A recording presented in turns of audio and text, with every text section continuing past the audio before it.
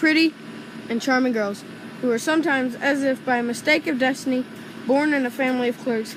She had no dowry, no expectations, no means of being known, understood, loved, wedded by any rich and distinguished man. She had let herself be married to a little clerk in the Ministry of Public Instruction. She dressed plainly because she could not dress well, but she was as unhappy as though she had really fallen from her proper station, since with women there is neither castle nor rank, and beauty, grace, and charm act instead of family and birth. Natural fitness, instinct for what is elegant, suppleness of wit are the sole heritage, and make from women of the people the equals of the very greatest ladies. No, stop. Later that day. Right here for you. She tore the paper sharply and drew out a printed card which bore these words: "The Ministry of Public Instruction and mine, George's Ramponio, request the honor of M. and mine, Louise's company at the Palace of Ministry on Monday evening, January 18th. It's your line. Instead of being delighted as her husband hoped, she threw the invitation on the table with disdain, murmuring, What do you want me to do with that? But my dear, I thought you'd be very glad. You never go out. It's such a fine opportunity. I had to offer a lot of trouble to get it. Everyone wants to go.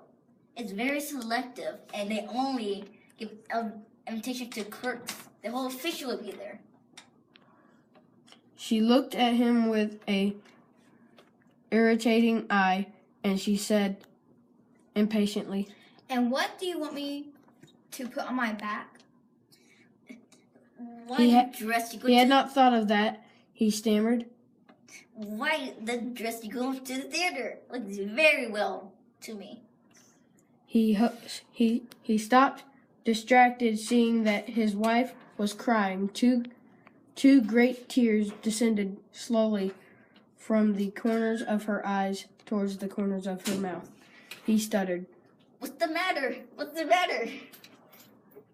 But by the violent effort she had conquered her grief, and she replied with a calm voice while she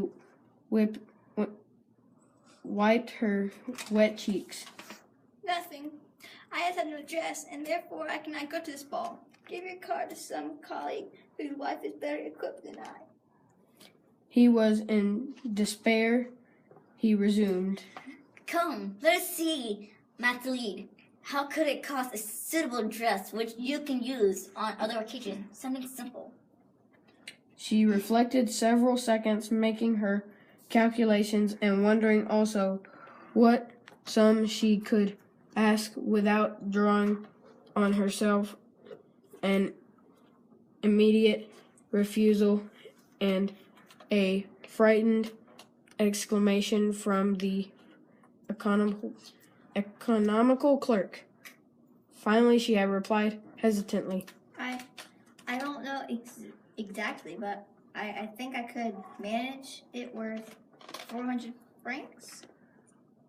He had grown a little pale because he was laying aside just that moment to buy a gun and treat himself to a little shooting next summer on the plain of Nanterre with several friends who went to shoot larks down there on a Sunday. But he said, All right, I'll give you 400 francs and try to have a pretty dress.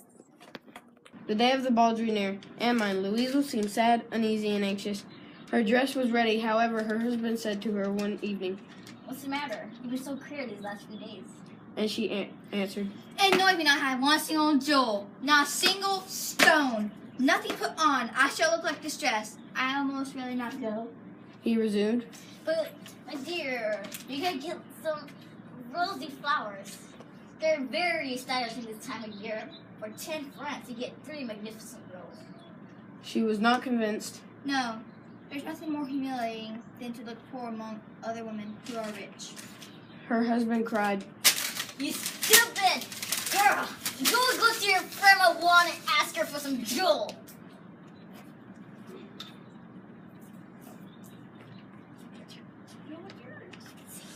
She uttered a cry of joy. It's true. I never thought of it.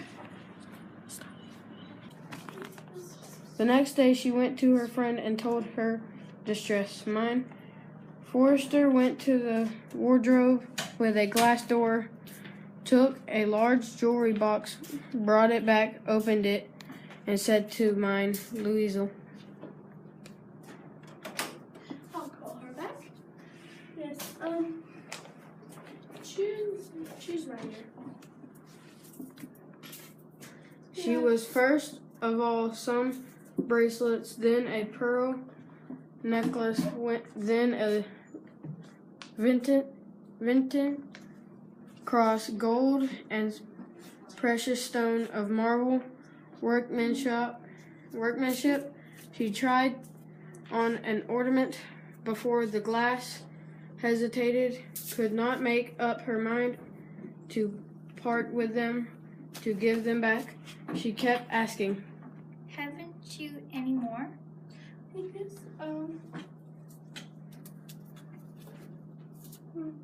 all of a sudden she discovered in a black satin box a superb necklace of diamonds, and her heart began to beat with a immoderate desire. Her hands trembled as she took it. She fastened it around her throat, outside of her high-necked dress, and remained lost in the ecstasy at the sight of herself. Then she asked hesitantly, filled with anguish, Can you lend me that? Only that? yes, madam, I will. She sprang upon the neck of her friend, kissed her passionately, and then fled with her treasure. The day at the ball. My, she was prettier than all of the women inside the ball.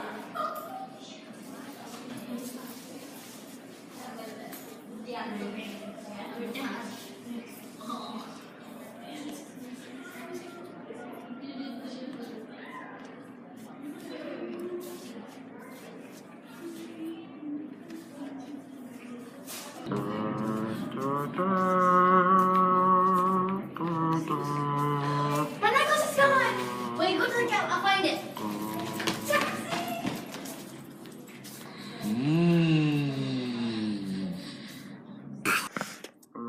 For 10 long years, they tried, they made up, they had to ask the bank for a loan so they could buy a new necklace.